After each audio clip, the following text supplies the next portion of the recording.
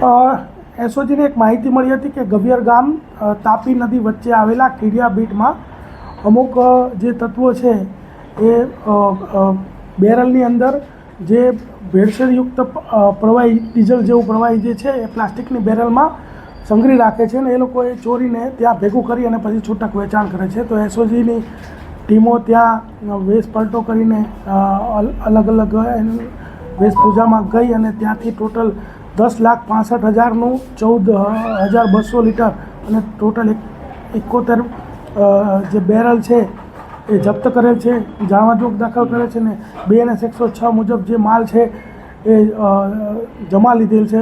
તેમજ જે ત્યાં આજુબાજુ જે મજૂર એક બે મળ્યા એને પૂછપરછ કરતાં આ જે તમામ જે પ્રવૃત્તિ જે છે એ રાજેશ પટેલ, તેજસ પટેલ તેમજ જેમિસ કરીને જે વ્યક્તિ છે આ લોકો ચલાવી રહ્યા એવું પ્રારંભિક માહિતી છે. અમારી તપાસ ચાલુ છે.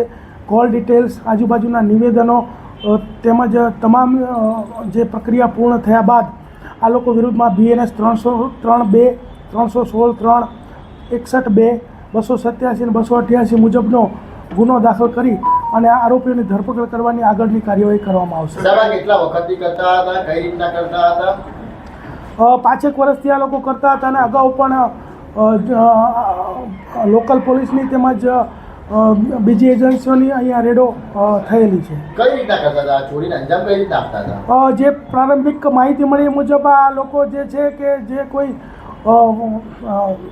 ડીઝલ જે જતું હોય છે એના જે કન્ટેનર હોય છે એમાંથી આ ચોરી કરી અને આ રીતે ખાનગી રીતે બેરલોમાં સંતાડીને રાખતા હતા અને ત્યારબાદ તેઓ માછીમારોને છૂટક વેચાણ કરતા હતા.